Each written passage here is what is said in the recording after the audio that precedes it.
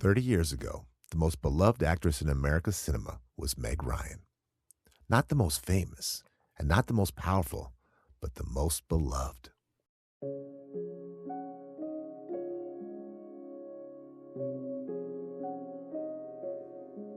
Meg Ryan was the woman every woman wanted to have coffee with, and the woman every man wanted to marry. It always feels very awkward for me to be in front of an audience or in the spotlight. It doesn't come all that naturally.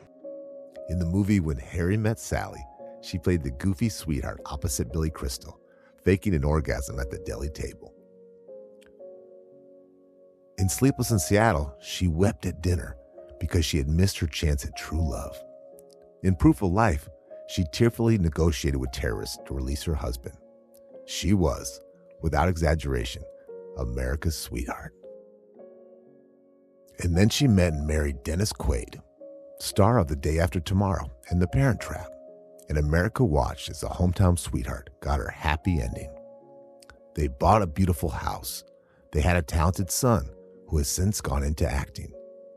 Outwardly, they lived the dream life. A wholesome, devoted marriage that was successful by every normal metric. That was until Meg Ryan began an affair, seemingly out of the blue. Audiences and tabloids learned about the affair when Ryan was filming a dramatic action film, Proof of Life. What's all this?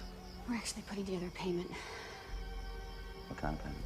For Peter, it's a good faith payment. The set was in London, and her co-star was the hottest man in Hollywood at the moment, Russell Crowe.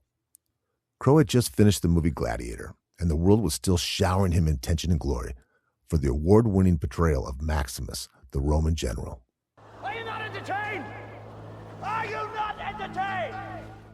Naturally, the hottest man in Hollywood and America's sweetheart clicked in more ways than one. Paparazzi photos emerged. Teasing headlines raced out ahead of the official news. The New York Post claims the pair were smooching and nuzzling in restaurants around London. News outlets were restrained about their reporting, but supermarket tabloids were not. They skewered her, referred to her as a cheater, a fallen woman, and talked about how she'd thrown away her marriage for a night with the gladiator. The public seemed to agree with this sentiment too. People joked how Proof of Life was a terrible movie because it took a backseat to whatever Ryan and Crowe were doing in the backseat. Women stopped going to see Meg Ryan's romantic comedies. The woman who was viewed as the neighbor girl, desperate to find Mr. Right, was now seen as a cheater who walked out on the perfect life and the perfect husband. Meg Ryan watched as her career went up in flames and told ABC, "So this is what it feels like to be the Scarlet Woman." Even the director of Proof of Life blamed the film's awful reviews on Meg Ryan's affair. Contracts dried up, collaborations ended overnight. Meg Ryan disappeared from the films that made her famous. And Russell Crowe? He goes on to win an Academy Award for The Gladiator and stars in A Beautiful Mind, which also wins Academy Awards and Golden Globes. His career moves forward like a freight train, while Ryan is forgotten. However, the true irony in Meg Ryan losing her career isn't how quickly the public wrote her off. The true irony was that Dennis Quaid had allegedly been cheating on Ryan for years and was emotionally checked out. Dennis was not faithful to me for a long time, and that was very painful. I found out about that once I was divorced, Meg Ryan told reporters in 2008. But by then, the public had moved on. There were no investigations or tabloid frenzy, no career consequences. Dennis Quaid issued a flat denial, both about her claims of her unfaithfulness and about his emotional distance. Quaid said, quote, "I find it unbelievable that Meg continues publicly to rehash and rewrite the story of our relationship." And that was that. Dennis Quaid continued unfazed, making movies even after the counter-accusation, starring in G.I. Joe, Rise of the Cobra, Pandorum, and Soul Surfer. This jarring difference in how we deal with cheaters, the bad boy Russell Crowe, the accused husband Dennis Quaid, and the emotionally deprived Meg Ryan, shows us an important truth. Despite our Puritan roots, America doesn't hate cheating. What we hate, specifically, are certain kind of cheaters. Today we want to know why.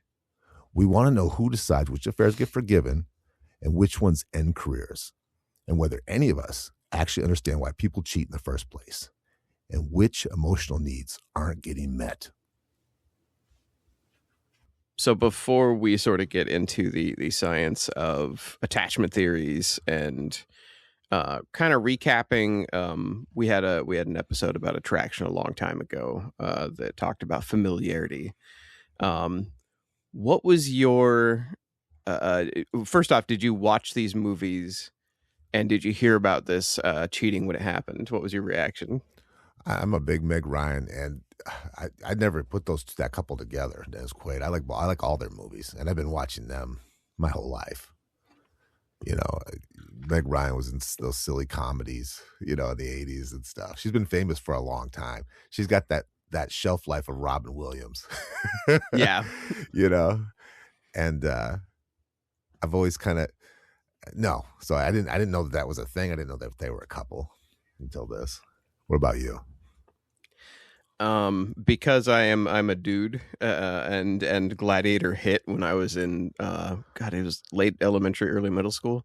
I was a fan of both. I remember seeing Meg Ryan in comedies, and my parents were really into her funny stuff, like Sleepless in Seattle and the rom-coms. But then Gladiator was just such a epic force, and I had seen LA Confidential, and I'd seen all these things with Russell Crowe, and I was like, this is the new alternate to Arnold Schwarzenegger. Like he was a man's man without being big and bulky. He wasn't a barbarian. He was, just very calm and cool. And that's what I remember too, him being that big star, like that Titanic, Star Wars kind of, right? Like exactly, yeah. And by the way, I have seen Proof of Life. I did watch it when it came out back in the day. Like it's been so long. I don't want to talk about how old these movies are. Like if I mention like that these are some 30-year-old movies, that I will wither in front of you like the Crypt Keeper. But I remember these coming out and being like, man, these are the stars of the day. These people are huge, and and I had no idea after Proof of Life came out that they had an affair. Like it was, I guess that tabloid stuff wasn't on my radar back then. But I do remember Meg Ryan just completely disappearing, like Thanos snapped. Like she disappeared in a way where it felt weird for her career, because I've seen movie stars who like they fizzle out fast and you at least know what happened. With her, she just like vanished as if she had stepped into a closet and like Houdini'd away.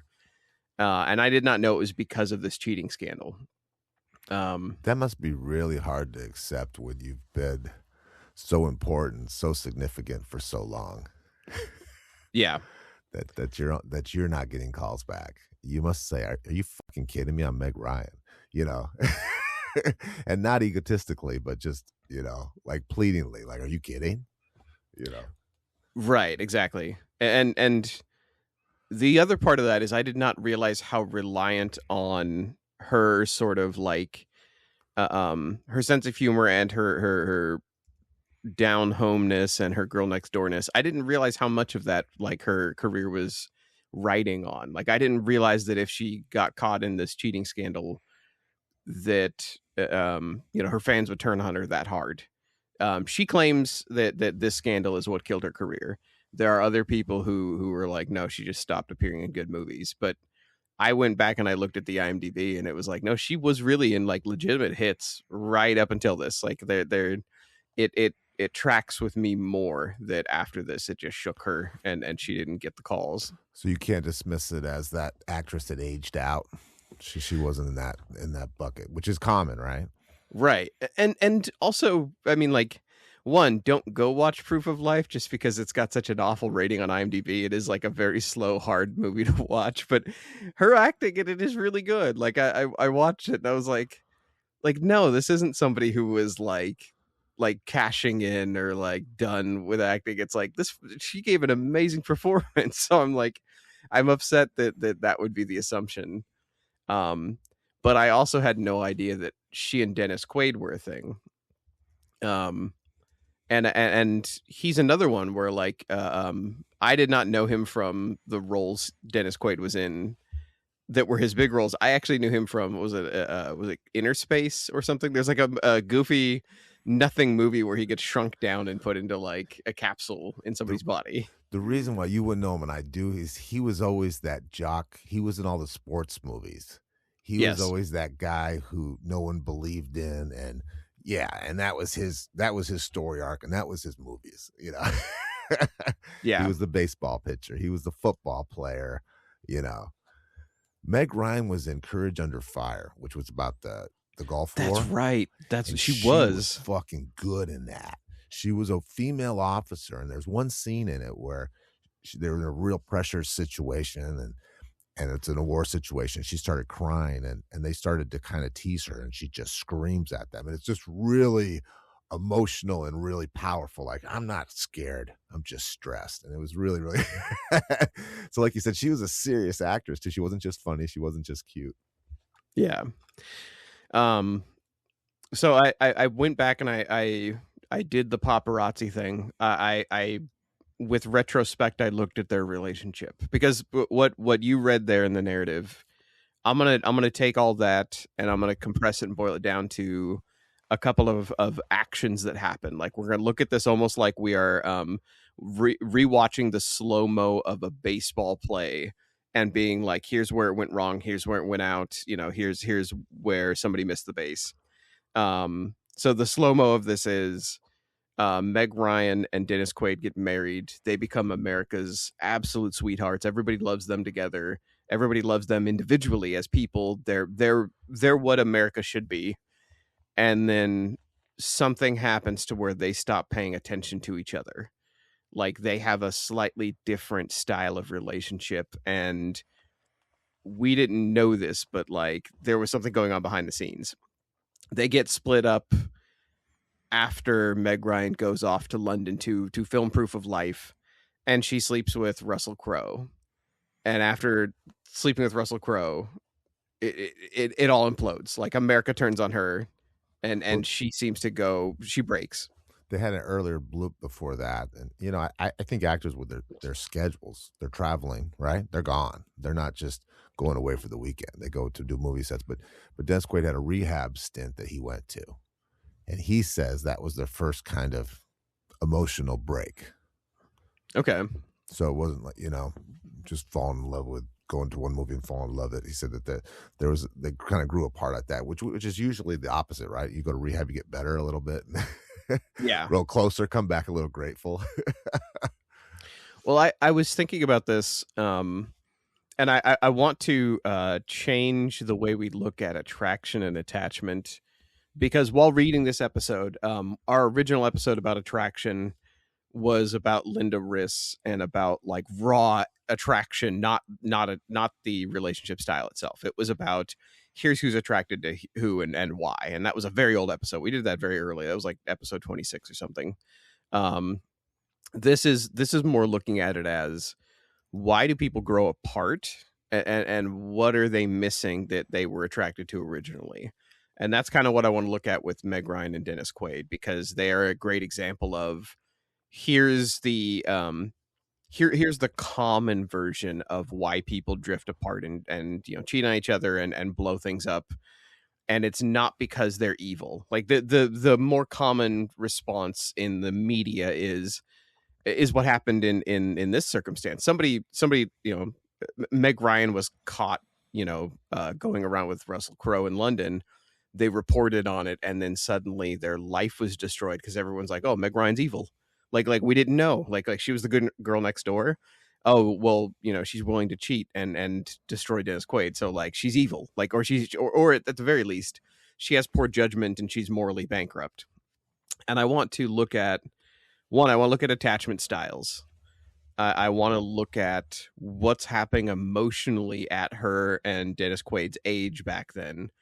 And I want to talk about emotional neglect, because those are the three things I could tease out of this. When I looked at their relationship, I was trying to kind of like post hoc diagnose what was wrong or going wrong with their relationship in the moment.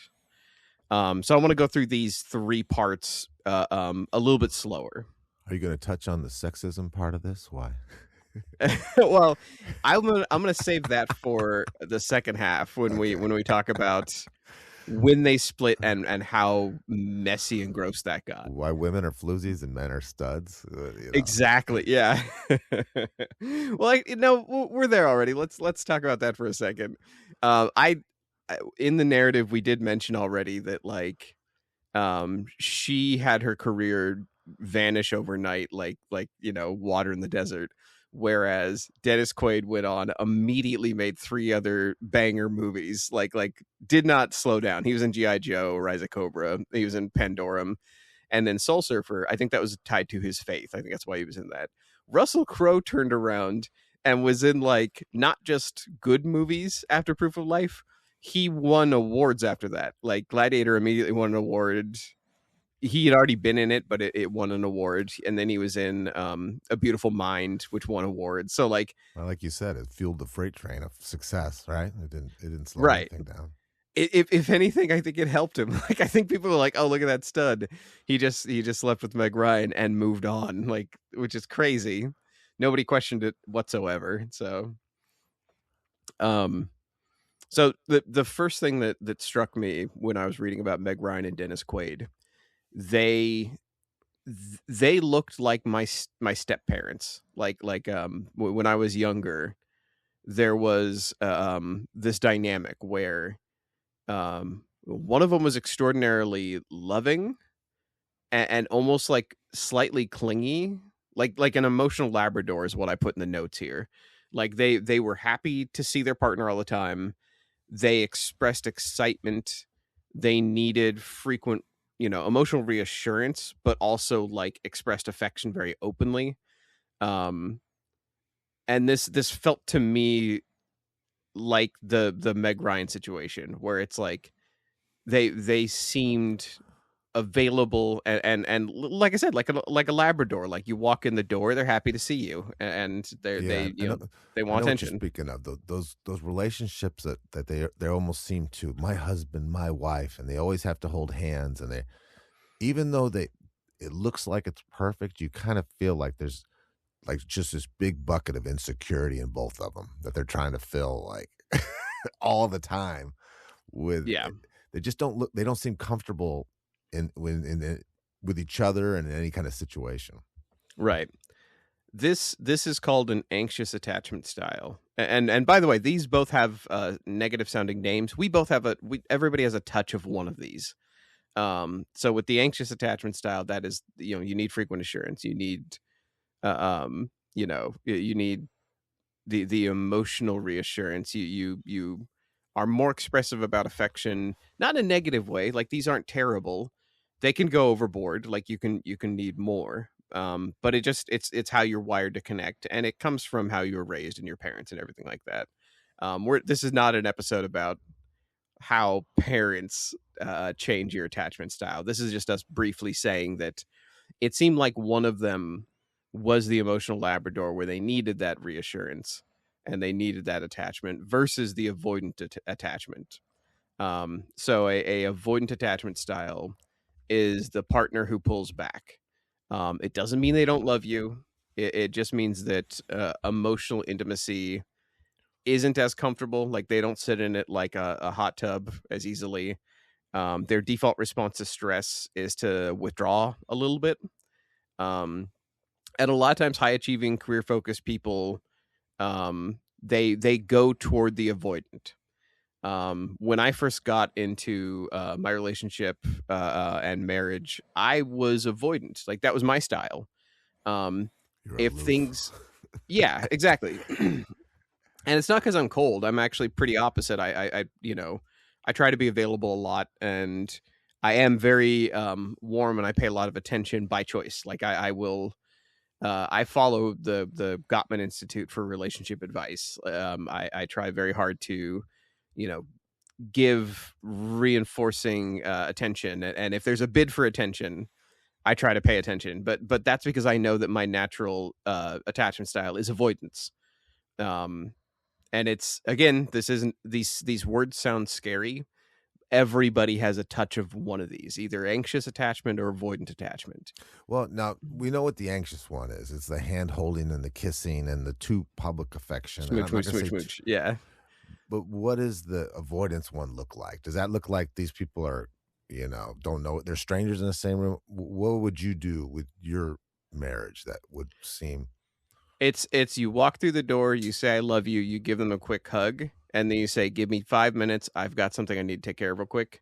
And then you go into your office and then you don't emerge for another hour because you got distracted, you had something you were working on in that moment. It's really as innocent as that. Yeah. Yeah, and I had a woman tell me that once from the gym. She's saying, if you want to be a good man, you sit down and you listen to your wife for 30 minutes every day. The first thing you do, first priority, no newspaper, no TV. That's how long ago this speech was. Yeah. Oh, yeah, that's a good example. It's the classic dad from TV. I'm the newspaper and TV guy. Like that, internet articles are my version of that. Like I will, if I'm not being conscious about my attachment style, I will walk through the door literally from doing work outside. I will kiss my wife and be like, all right, we're going to start dinner here in a little bit. Give me 5 minutes. And then I go into my office and then I'm on articles or working on like, a research paper or something. And that lasts until it is time to emerge and start dinner. Like that 5 minutes becomes, and that's oftentimes what the avoid attachment is. It's about time commitment and again, it's not because you're cold, but no, or I'm trying to get my errands done. I'm trying to get the dishes done, the laundry started, but I don't take exactly 5 minutes to show, hey, you're important. Hey, I missed you. Yeah, I love you. because for some reason the laundry's more important. Yes, and it's very much worth noting that the same attachment style can be with the same attachment style, meaning like. You can have two avoidant partners pair up, and you'd think it would be a magical pairing where, like, of course they get along because they're both Hollywood stars who are busy. They're not going to be in the same room very much together, but that's not true. And you would also think that two anxious attachment styles would do well together. Two emotional Labradors, like you'd be putting almost codependent people in the same room, and they would just be like public displays of affection all day in privacy. Like it just like they're nothing but holding hands and kissing all the time. But that's not necessarily the case. For some reason, these two types are magnetically attracted to each other. An avoidant person will latch on to a anxious person. And part of that, I think, it's so true. And these people who are super outgoing, extroverted, charismatic people, they will find a partner that just doesn't talk. Yes. and you think, okay, so they can do all the talking, but no, they just somehow do seem to stick together really well. And the person who doesn't talk doesn't mind that their spouse or partner takes the lead. Yeah. My sweet Disney princess of a wife who loves, like, is the cutesy hold hands, kiss, spend time together, watch movies together, accidentally married a guy who is completely obsessed with stuff online and will get distracted and go off and do projects and go out to the woodshed and work on something for hours while listening to podcasts. So like I feel sorry for her that she found and again, like it's a magnetic attraction. It's not just we do this because it's the default person we find. It's like, no, you are attracted to the opposite in this particular way. Opposites don't always attract, but these attachment styles certainly do. And it becomes a push-pull. Like if you're ever like listening to people talk or watching, romantic comedy movies and you're like, man, why is, people love the chase. They it must be about the chase. Somebody is always chasing after another partner. It must be that they're built to do that. And oftentimes it's not about the chase. It's not because men love conquest and women love evading or something stupid like that. It is oftentimes this attachment style. It's one partner is pulling back because that's what they naturally do, and the other partner is trying to attach to them, which is what they naturally do. And this style is set up from our parents. Like if you have if your parent is avoidant, sometimes you'll attach and vice versa. Again, we'll get into the parent part of it in another episode. Attachment styles is a very big can of worms. But it matters because what we're looking at with Meg Ryan and Dennis Quaid feel like that. It feels like I don't know from the outside, but I feel like Meg Ryan was the emotional Labrador. It feels to me like she was the available needs assurance, expressed affection, versus Quaid looked like he was off working a lot. They're both working a lot. They're both, celebrities. But it looked to me from the outside that like Quaid was the one in rehab or potentially off cheating or whatever he was doing. Like he was out. So what does that do to us? Like the next big question is, if we have this attachment style where one person is an anxious attachment and they're the high performer, busy, I have important things to do right now, and the other person is like, no, give me love and attention and kisses and come sit with me. If you have this style and the two do not learn how to meet each other's needs, that's the big capital N moment where you both have needs, they need to get met. What happens if you can't? In research, I found the term invisible divorce. An invisible divorce happens when a couple is legally married, share a home, but the emotional bond has been severed for so long that both parties have quietly adapted to basically living as roommates. That's what the old two beds, the two small beds, right, that go to the side. And how common is this? I think this is extremely common. Yes, it is. And I want to differentiate here. I want to say that there are couples that will live rate of how often people have sex together when they're in a relationship goes down. How many words people share gets smaller over time in a relationship, in a marriage. I don't want to confuse people and be like, oh yeah, no, you're doomed. Like, because you don't have sex as much, you don't show as much affection, you don't talk as much, you're on the rocks. That is not true. That is just naturally what happens in a relationship. You get comfortable and you learn how to live together, and you don't need to do as much of this stuff sometimes. It's an energy spend too, right? Yeah. But the age and right, as your career responsibilities go up, there's that, and family responsibilities go up. It changes things, right? Absolutely. And sometimes you get to a point of efficiency where you just don't need to share as many words and you don't need to fight as much, and you just kind of know what you're supposed to be doing.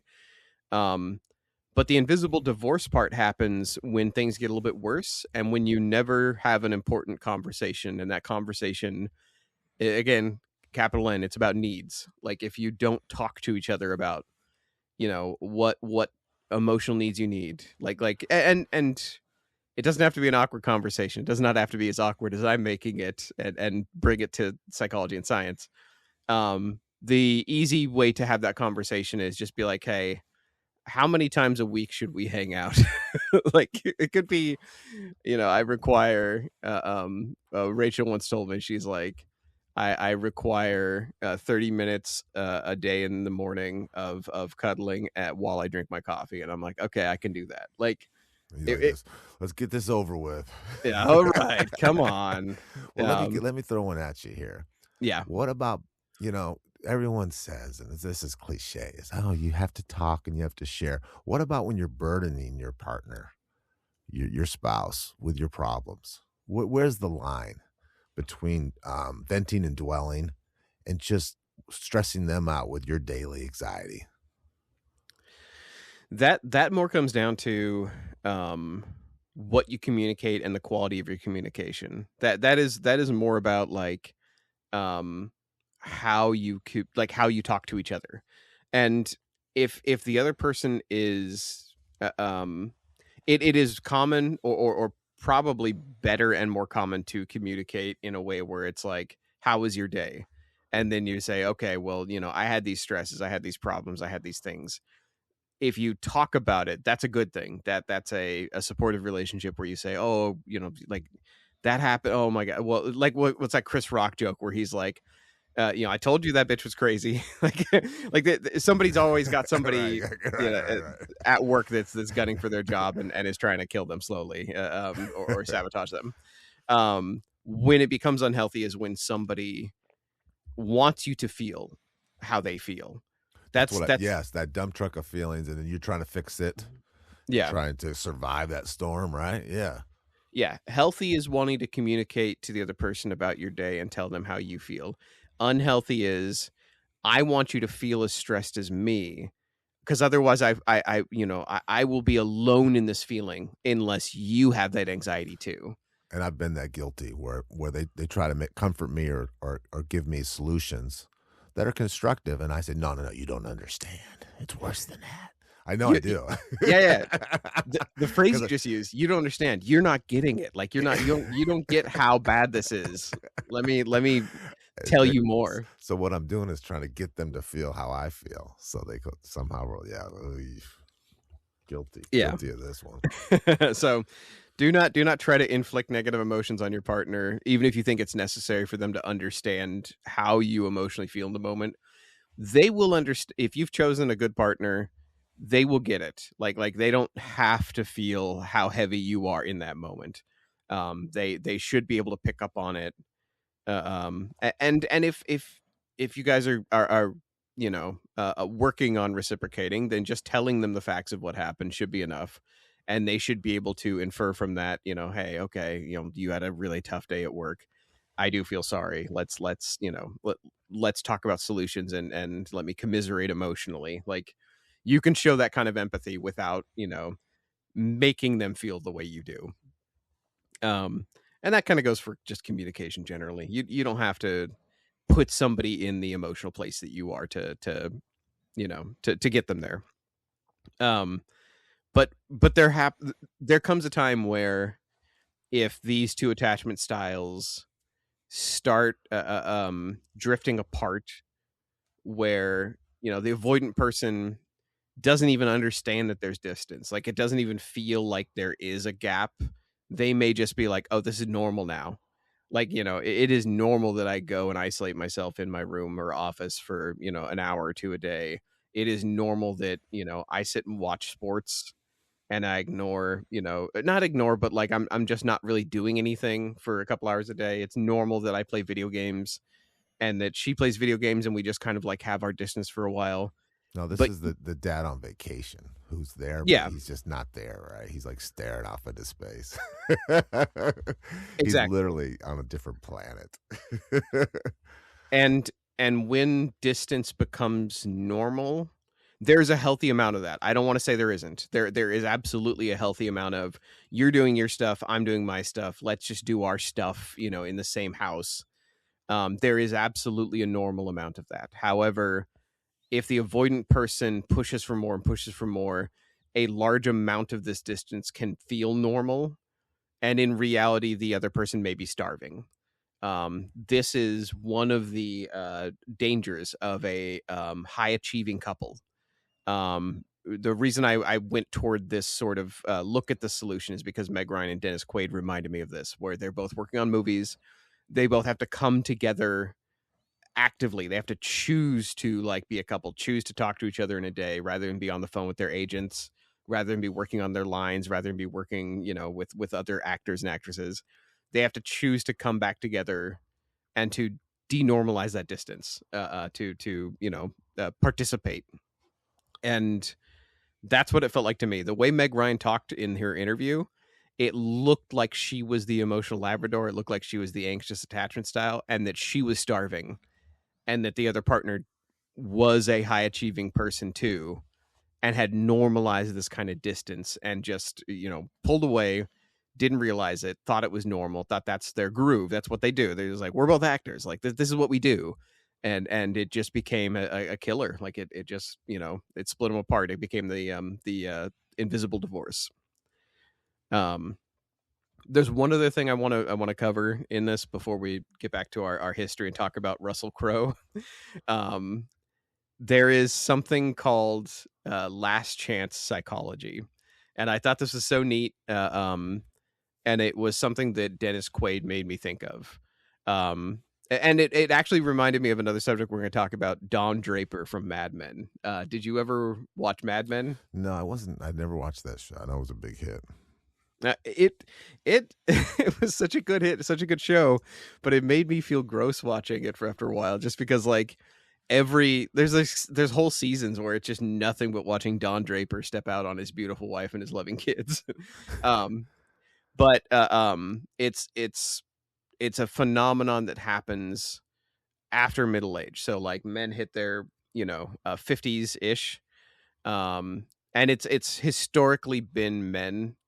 Now it's both, because there's a lot more high profile women get advanced degrees at a higher rate than men, and oftentimes now are higher achievers and higher earners. There is the the people talk about the gender wage gap, but there is now also a degree gap, which is in reverse. It is more women coming out of the workplace with higher degrees and higher certificates. So for people who reach their middle age and then a little bit more, so like their 50s, if they feel like they're like, oh, I didn't have children, or I did not quite get the family I wanted, they start having they start hearing a clock ticking in the background. Like it's slow and quiet, and the other partner probably can't hear it. And according to a very old, I think he's long past, Eric Erickson, and their psychology, this midlife is a stage of generative versus stagnation, where people can feel the drive to nurture and contribute and to basically build a nest. And if they're in a relationship that does not allow that, they're more likely to step out. Don Draper was building, like, it wasn't just serial cheating. It looked like he wanted, in the later episodes, sometimes wanted like to build families outside. Dennis Quaid felt like this too. And there's there's a joke about like, how were all these salesmen in like the 1950s able to have multiple families? It's the classic, like, this guy has a family in every city that they drive to, and he's just got a sales job. How is he supporting them? That's where that trope comes from. That's where that sort of, like, in pop culture and media, the guy that gets older and like starts looking for a nest. That's where that comes from. Is there's a developmental urgency urge, and it hits everybody. If you are in a relationship where your needs are being met, you're less likely to step out. So if you're in a push-pull relationship like Meg Ryan and Dennis Quaid, if you're in one of these attachment styles where somebody's anxious and somebody is avoidant, if you can figure out how to meet each other's needs, you're less likely to go look for another nest. But if you hit that middle age, you're in a relationship where like you guys aren't meeting each other's needs, you're much more likely to say, you know what, I need to build a nest. I'm a bird. Like, I'm built for this. I hear the clock in the background. It's time. While reading this, I actually started slightly sympathizing with Dennis Quaid, and I didn't want that. And I also slightly started sympathizing with Meg Ryan, because now I'm like, America's sweetheart is being cheated on. And so I don't like sympathizing with celebrities. I know you know that. Like, I don't like that. I know these people who are rich and famous and good looking and talented. It's hard to feel sorry for them. It is. But it's almost like, do you remember that episode we did about the influenza kid? Yeah. Remember what that was about? Where when I was reading about this, and this has got my brain going, but Dennis Quaid's been doing movies since 1975. So, he was young. Yeah, he was more famous for longer than she was, and I didn't know that. So I think it's a different lifestyle. So the big thing that came out of this, Meg Ryan stood up for Russell Crowe, and she was on the Oprah Winfrey Show in 2006. After all, the dust settled a bit. Her career was still, like you said, on the rocks. She said, but I think he took a big hit, and he didn't break up the marriage. She said, I was an emotional mess, and I couldn't be in another relationship. So she said that he got all this bad press for being this bad guy, and he really wasn't. He wasn't a homewrecker at all. She was just seeking attention. She was just so needing it. It was just had an empty void in her. I weirdly I went into the siding with the public. I was like, he is the bad boy of Hollywood, literally. Like, of course he wrecked this marriage. Of course. Like he just snaps his finger and gets whatever he wants. Yep. Now, I talked earlier about the rehab thing. Now, I didn't know this, but Dennis Quaid was a daily cocaine user. So before this movie came out, when he went to rehab, have you ever been around someone who does cocaine every day? I used to be one. There's no way that person can be emotionally involved in a relationship. Right. They are on a different planet. They are selfish. They are gone. They are flighty. They're flaky. They're making bad decisions. They treat everyone badly. And so if that would be a reason for anyone to start looking elsewhere. Okay. So I did not know about that part about him being on cocaine. I read that he had drug problems and he was in rehab. I didn't know what specific drug. So that would absolutely contribute to the avoidance. Like if he's on cocaine, because you're hiding in a closet half the time. You know what I mean? Yeah. If anyone is an addict, addiction in generally makes you avoidant. It automatically, almost all addictions make you unavailable. So that makes perfect sense. Some are worse than others, Yeah. I don't care. And that one's a bad one. It really is. This is the big thing. He still speaks highly of her, but this almost seems kind of like they say, oh, the best thing that came out of it is we got our son. And I think of their son, Jack Quaid, and thinking, what would it be like to have two parents that were at that level of fame, that level of talent? We both for this show we hired a vocal coach, Leslie, and she worked with actors in New York for many years, and she said that when you work with actors, their personalities are just amazing. They're just really good at stirring up emotion in you and communicating with you at a higher level. Yeah, higher than politicians, higher than professors. And I thought, can you imagine having two parents like that? I mean, that'd be something, wouldn't it? And just all this going on, it must have been hard on him, right? I think that's there's a scene in the TV show Barry where Henry Winkler is sitting at a table and he's like, watch this. Actors can all do this, and he like puts a magazine over his face for 2 seconds, brings it down, and he's crying. And I went to a friend of mine who is an actor, like small actor, like local stages and stuff.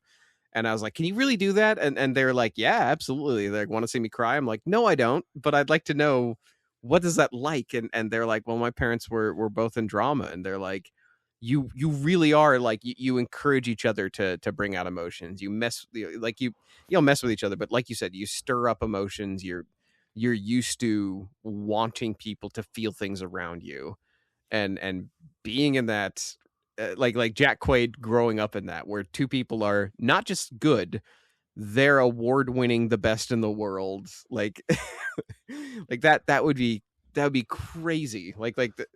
Cameron Diaz said that about her family. She had a big family, and then every day, after when they come home from school, her parents would say, "Tell us something funny that happened today."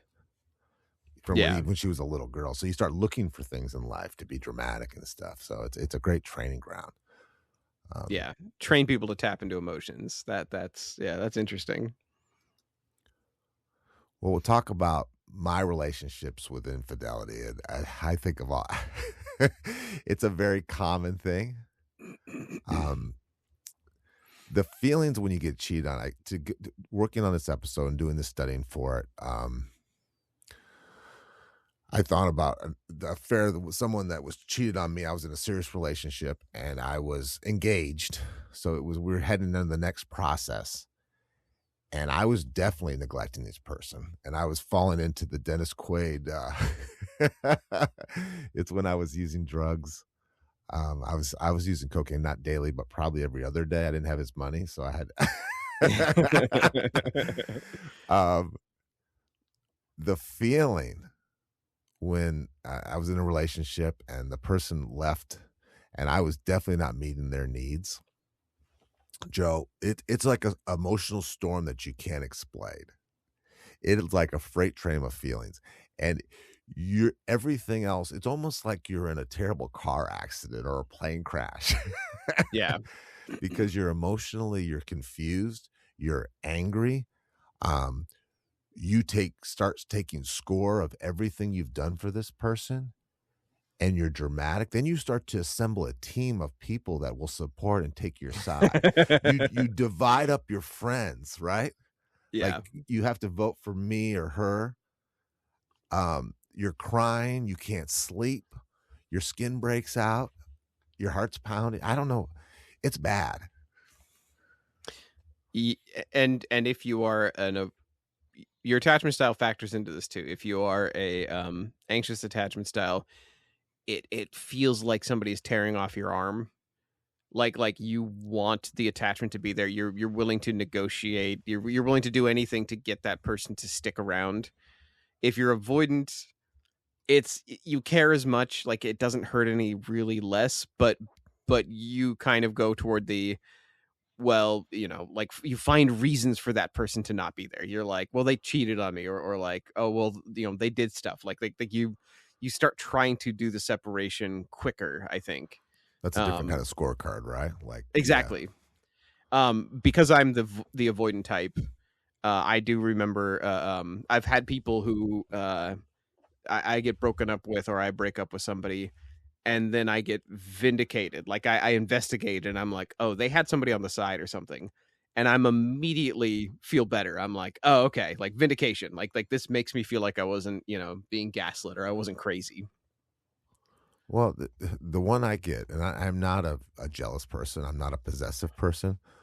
But when I've been cheated on that I knew about, I get this feeling like this person was my property all of a sudden.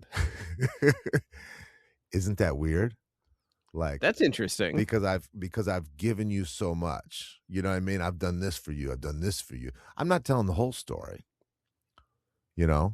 And I've had this happen a lot in with some of my friendships where I'm friends with women, and they have a mentality towards their person they're with of he isn't my Mr. Right, he's my Mr. Right now. Yeah. And that's always kind of a little upsetting. Like they're just kind of keeping this guy around so they're not lonely just to keep but they're still out there looking. Yeah. And that to me seems like just a real lying, dishonest, as somebody who can't do that, someone who's on one channel or another. You know what I mean? Well, I've talked to you before. I know that you are a all-in kind of person, relationship wise. Like you pour a lot of attention and energy into the person who's sitting across from you. And I can imagine that it hits very, very hard if somebody does not reciprocate that. Even if they are not cheating, if somebody isn't all in the way that you are, I can imagine that hurting when they're like, I'm a 7 in this. Like I'm okay. Well, this thing, I was thinking about the extreme we talked about in our last episode. We talked about being inferior or superior. You get both of those when you get cheated on. Yeah. You feel superior because you do what you said. Oh, you're not a good person. You were already talking to somebody else when we were together. And then you become inferior and think, what? This person's better makes more money than me, is better looking, is better at sex. It's like this. It's like this civil war of inferiority and superiority. Do you know what I'm talking about? It's the scream at them, you'll never do better than me, and then quietly on the side you're like, I'm never gonna find somebody that good. Like it's both. I remember when I was reading about this relationship with Dennis Quaid and Meg Ryan, I remember Dennis Quaid being very gracious and magnanimous and being like, like, oh, I hope she does well, she's got a good career ahead of her, blah blah blah. And then somebody asked about a quote where she accused him of cheating first, and he's like, she's lying, she's a bitch. Like, it wasn't that blatant. We'll find the quote later, but like his response was something like, she's fabricating our history or something like that. So it was both at the same time. It was superior and inferior. I was going to ask this because this really seems to be at the very core of our episode and what they were dealing with. Who do you side with? Because when I was reading about this and how it broke in the news and how the tabloids picked up on this story, and when America found out that, the girl next door of America, Meg Ryan, was cheating, it felt like retribution. Like, it felt like people were angry at her in a way where I hadn't really understood. I guess I don't care that people cheat. Like, in my mind, I guess I kind of side with, we're all leaves blowing in the wind in life. Like, I don't concern myself with people, whether they're cheating or not. I don't care if my wife is like, these two people are cheating on each other, like these big celebrities like Justin Bieber or whatever. I'm like, it doesn't matter. Like, I was like, that's what they do. That's what people do. This is a people problem. People do this. But people like the public supporters of Meg Ryan specifically, like her female fans who were supporting her romantic comedy movies, they seriously turned on her. Like, I don't, who do you side with? Like, if you see a public cheating scenario, do you take that moment to look into it? Do you think, if I like this person enough, like if I'm a fan of Russell Crowe, do I look for reasons to be like, oh, okay, well, here's why they did it? Because this is a celebrity thing, I totally understand. I think this would be weird. So let's say you're with your significant other, and they're super attractive, and people are checking them out all the time, right? I've always liked that. I'm more addicted to attention than I am sex, right? And I always like the attention that I get, that they're getting attention. But it's a different level when it's a famous person. Can you imagine that when your husband, women just not only do they know that he's rich, they know that he's powerful, they know that they know that he's talented, and or being a famous musician or something. Isn't it a different level of when someone sees someone? It's one thing to check them out. It's another thing when their eyes just light up like, oh my God, it's Dennis Quaid, Yeah. And so I would think that they would just get so many more opportunities. You know what I mean? Than a normal person would. I would think that they would be tempted all day long, every day, from people who are probably more physically attractive than they are. So It's like a supply and demand thing. Does that sound crazy? No, it makes sense, and I remember. Do you remember when Arnold Schwarzenegger was caught cheating? Oh yes, that was with his maid. Yes, with the maid in the same house. Yeah, in the same house, and the maid was not attractive. Like, everybody was like, okay, big strong man, sleeps with the maid. Big, let's see her. And then they showed pictures of her, and she was like a very, very normal, frumpy looking maid. Like, nothing spectacular about them, and everybody was disappointed. Like, I did that same thing with the Tiger Woods thing. I remember thinking, he could do better. Yeah. As there were pages and pages of women, like 45 different pages, and they went everywhere from physicians to IHOP waitresses. You're like, what the heck? He doesn't even have a type. I think that there are types of people who will cheat, and I think that's what I'm trying to get at is there is a separation here. There is it's an opportunity cheater. And those people are built to seek sexual gratification. They are out for, I don't care who it is with. It's Arnold Schwarzenegger with the maid. It's I don't care who it's with. I just want to cheat because I have the impulse and I need sexual gratification.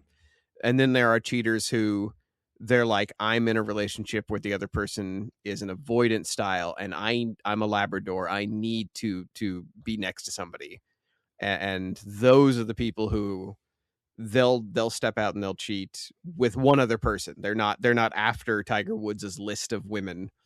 They just want somebody there to connect with, and that's where you get into danger territory of, if you're in a relationship and it's got this invisible divorce going on, you're less likely to be the Tiger Woods. I'll cheat on anybody I can find. Like that felt like what Dennis Quaid was doing. Honestly, Dennis Quaid seemed like he was just going out and sleeping with people. The Meg Ryan, where it's like, I need somebody to connect with.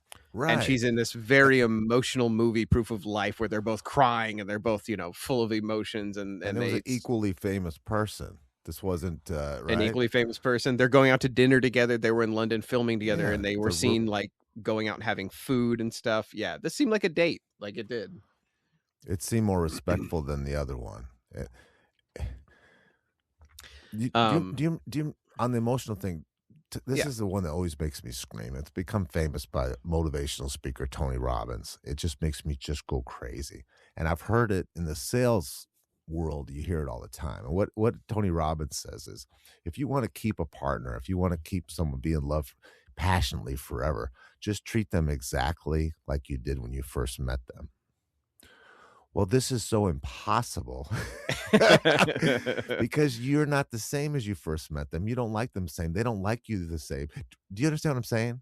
And the newness is definitely off of the new smell. The new car smell is definitely gone, Joe. So saying that is like, oh yeah, that's what you should do. A very there's a couple that are like close family friends.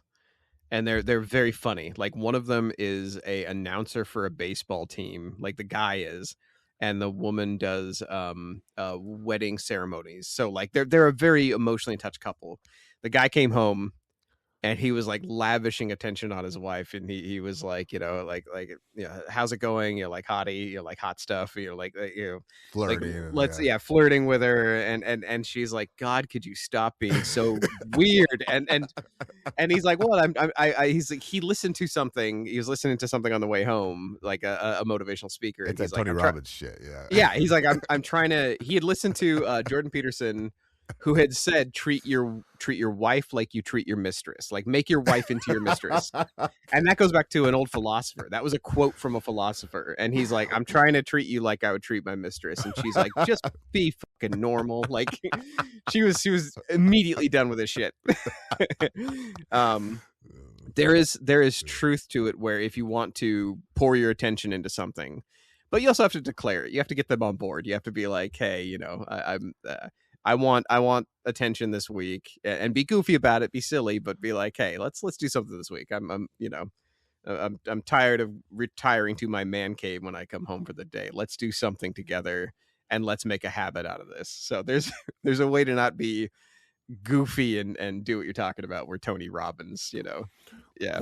Well, I worked with this guy who played in the NFL. He was a number 5 overall pick, and he had an 11-year-old NFL career, which is 4 years longer than most NFL careers.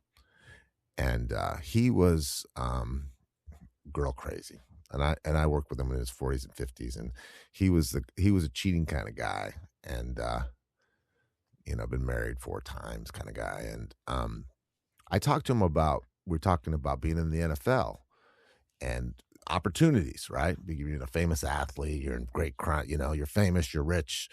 And this is what he said about the NFL players. He said, and he played for 4 different teams, and he played for 11 years. He said that there's 2 kinds of guys in an NFL locker room. They're the family guys, and they're the party guys. The family guys, it doesn't matter what race, what age, where they're from, where they went to college. They just go home to their wife and kids like a regular job. And then the other guys go out and chase after women. And he said he could never figure out, because they do the same job. You know what I mean? They even play the same position sometimes. Right. I've heard that in sports, that like, well, one, it's like, it's a meeting of, here are high testosterone, high performing race car men, and you get some of them who act like they are treating it very businesslike and going home to their wives, and the other ones are getting caught at clubs carrying weapons and drinking, doing wild shit. And again, I think that also comes down to a little bit of age. When we talk about that this cheating can happen because the attachment styles differ, we're making a distinction between that and just being young. I remember that's true, right? Because we're not putting in the other party, right? Yeah. Cheating is very different when you're in your 20s and early 30s. That is just people being shitty to each other. Like young people are terrible to each other. It's just hormones. Yeah, it's just Yeah. That's a completely different ball game. That's just, I'm young, I have a lot of opportunities, and like I don't know if you remember this far back being young, but I was like, people just treat each other badly. Like I remember, I'm like, even the way you date, you'd never deal with that now. Like you would never put up with that shit. You would never talk to somebody like that. Like the way you treat somebody and the way you talk down to somebody. Yeah, it's just, it's terrible, right? Dating people where they're like, I'm just texting somebody on the side, like, and you just accept it. You're at the dinner table. You're like, okay, like, you're like, whatever. So am I. Yeah, no, young people are awful to each other. So that's a distinction. We are talking strictly about middle-aged people, grown-ups, and that this invisible divorce can set in before they start stepping up. So for anybody who wants to fix this, let's talk about how would Dennis Quaid and Meg Ryan fix their relationship if they wanted to. They did not. I don't. Anybody who's interested in movie star tabloids from 30 years ago, if you don't know how this ended, Dennis Quaid continued being in movies. Like he moved on. He was in, was it The Day After Tomorrow? Like he was in some disaster movie. Still kept getting big roles. Meg Ryan quietly disappeared.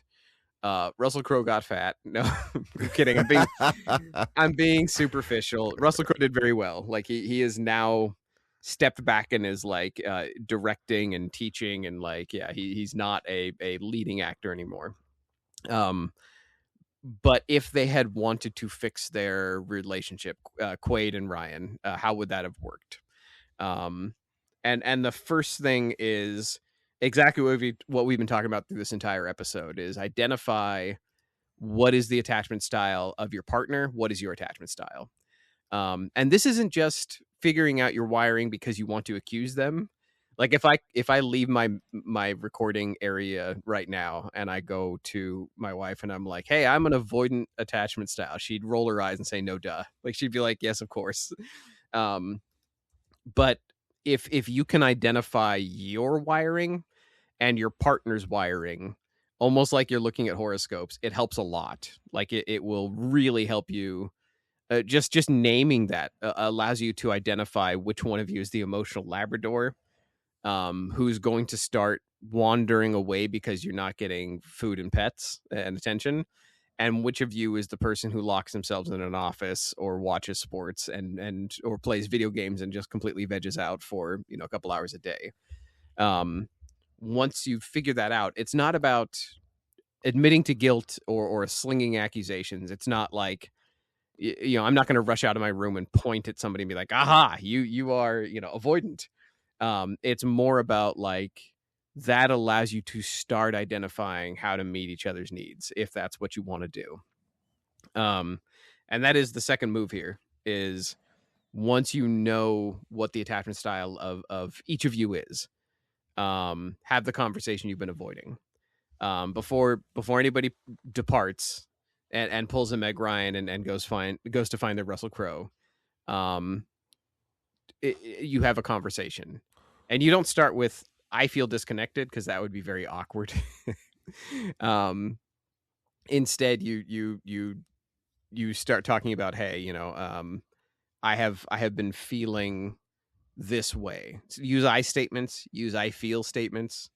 It's very cheesy and very corny, and people who are familiar with therapy will know about this. But starting with an I feel is there's a reason they do it. There's a reason why it works, and it's because it's not starting a fight. It's not accusatory. You're not yelling at somebody else saying, you're avoidant attachment, I'm tired of you being cold, blah, blah, blah. It's more of, I feel like I need more attention. I feel disconnected. I feel, sad. I feel, I feel like I'm on an ice floe. Like, use whatever metaphor you want. But if the more genuine and simple the statement, the easier it is for them to respond to. And again, and if you feeling attacked, they're not feeling like they're in trouble, like they've been, right? Exactly. That is the biggest thing to avoid. The moment somebody feels attacked and like they have to defend themselves, that's when the conversation is almost over. Like that's what you're trying to avoid at all costs. In fact, you may even start by saying that, like, I'm not attacking you. I want you to know how I feel. I want to give a warning to all male listeners that you will be unloaded on. There will be a backlash. Yeah. Of things that you haven't done too. Yeah. Unfortunately, that will happen. And the more you stick to the I statements, the easier that will be. Because if you start with, I feel like we haven't been connecting recently, they may fire back with, well, maybe you should make some time for that, or you know, like, or maybe true, right? you've been out doing stuff. But that's starting something, right? It's starting to communicate. Yeah, and that's a good time to own up to it. To just say, yes, I know, but I still feel this way. Like, yes, I know. I've also been, you know, shutting myself off or out, you know, doing stuff. But I'm like, but I still feel like, you know, disconnected. So starting with you know, figuring out what your attachment styles are, then starting a conversation, which is the hardest, most uncomfortable step. That's the part where most people never get to. If you're step 2 is the one where it's like you see people in divorce courts who have never gotten to step 2. They're learning about it from the divorce lawyers. Like, they're sitting there at court and they're just realizing in that moment that the other partner felt disconnected and felt isolated. They're just now like reading the tabloids. Like, Dennis Quaid is probably reading the tabloids about Meg Ryan and just then realizing how disconnected she felt and how separated they had already been for some time. I remember one of my friends calling it the post-mortem of a dead relationship, where they were like, the post-mortem is analyzing what had gone wrong. And he was talking about this, and he was like, yeah, no, I didn't realize how quiet things had gotten around the house, how much we were doing our own things without communicating. And he was like, honestly, if she had said something, it would have been a no duh, but he's like, I would have at least known or figured it out. So yeah, the second move is say what you feel and start a conversation. And there's no way to not make that suck, by the way. One of the questions I have encountered, especially reading like the Gottman Institute, is how do you make that a comfortable conversation? Yeah, how do you make that not feel like a combat? Yeah. When is the timing for that? How important is the timing of that? Well, before it gets too far down the train, you know, the tracks of too late, and you know what I mean? That's the balance. Okay, that is a perfect question, and that is a balance. It's everybody feels like they are on a roller coaster of like things are happening at work. Their partner is under stress. They just got fired. They're in between jobs. They're at their new job and they're fighting for their lives. When are you going to bug them with something this big? Oh, by the way, I'm thinking about leaving you for Russell Crowe. Yeah. Yeah. Oh my God. Well, unfortunately, the answer is the longer you wait, the worse it is. There's no good time to do this. There will always be enough life drama happening to where there's actually not a proper time for this. The best time is wait for them to be well rested. And this is going to sound crazy. Do it earlier in the day if possible. Do it when both of you have had food. And this is going to go. Okay. Animal. This is like a good water. Oh good my God. No, you're not even joking. Okay. So do you remember, we covered this in an episode long ago. Do you remember the study about judges after whether they sentenced people to parole after they had eaten versus before they had lunch versus after they had lunch? There was a parole board study where they found that people were much more likely to send people directly back to prison without any chance of getting out, no chance of parole. They would almost always be very cautious and be like, no, you're too dangerous to society. They would do that if they hadn't eaten. Their blood sugar was lower, their risk aversion was higher. If they came back from lunch, their likelihood of being generous and like giving people second chances more than doubled. Like, it was a crazy amount. So rested, fed. rested, Baby fed. stuff. Yeah. Yeah, there's no good life timing to do this, but yeah, make sure you guys are in a comfortable position. You're both fed, you're both rested, and then just be like, hey, I want to have a talk, and start saying, using I statements. I've been feeling this way for a while. It's not me attacking you. I'm not trying to tear you down. I feel this way. And let them respond. Don't say, I feel this way because, and then start laying at their feet everything they've done wrong. Just say, I feel this way, and let them start a dialogue with you. And here's the big one. So we're talking about a couple that historically broke up and burned their acting careers with them. My question is, should they have known it was unsalvageable from the start? Because all the evidence we've piled up together, everything we've looked at, you telling me Dennis Quaid was on cocaine, me telling you Meg Ryan was literally flying across the country to have a cheating relationship with Russell Crowe. I think this had already ended before they got to that part. Like, and that's the last question, is identifying when it was done. Yeah, and I think that she's starving for attention, that she wasn't getting at home, and someone validated her, made her feel attractive and interesting, and listen. You know what I mean? How could you blame her? Who cheated on who, right? Right. So the if anybody is listening to this and they're like, well, when do you know it's done? The answer is when the checklist is done. The honest answer is, if you've had this conversation, like you can honestly say, I have had this conversation. I gave them the chance to meet my needs. They gave me a chance to meet their needs. If you've named what you need out loud and the other person is still absent, then staying is no longer loyalty. It's just a slower kind of leaving. At that point, if Meg Ryan had gone to Dennis Quaid, and I think they actually had this conversation, I think in an interview they mentioned this, where it wasn't an ultimatum. It was just, I don't feel like you're there. Like I'm not getting my needs met. I'm you're absent. I'm absent. There's a lot of distance between us. And if nothing gets fixed, then the relationship has already ended at that point. If it's not addressed after that, the rest is just sort of like doing the paperwork to mop things up.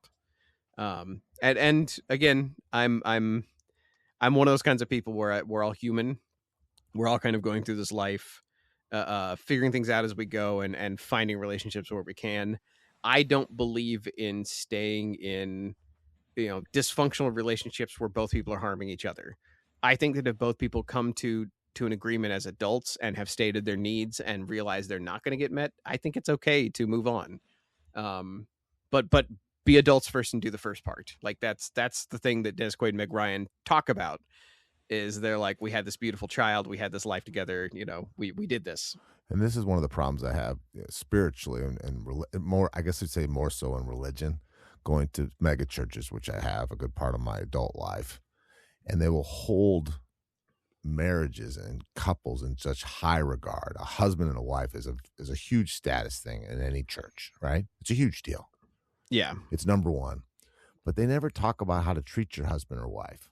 They'll use certain like obey or respect once in a while, but they don't get granular about, they get very negative on affairs and flirting with anybody else or anything, but they never talk about this part of it. People's needs not getting met and giving attention and treating someone, maybe not like how you first met them, but in an adult appropriate, so that people feel valued and heard. Yeah, there are. It's not just religion. There are many sources in the world for, here's what you shouldn't be doing. Don't cheat. Don't step outside your relationship. Yeah. Don't be a bad person. Don't do these things. It's much harder to investigate the how do you do these things. It's not easy, right? Yeah. Yeah. So I hope that this is a how do you do this thing versus, that I feel the same way about children. Everybody is like, have children, it's your duty to raise them and stuff, but nobody tells you how. So that's a totally different conversation. We will actually literally have episodes about raising kids and preparing for that later, because we're working on that. But I want to do as many episodes as possible about here's how to do the thing right, not just telling people do the thing right.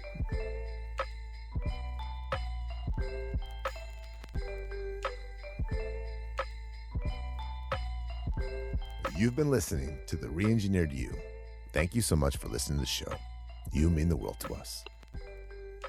You can find us at www.re-engineeredyou.com. That's where we have research links, show notes, and feedback. We're not experts in anything, but we've got opinion on everything.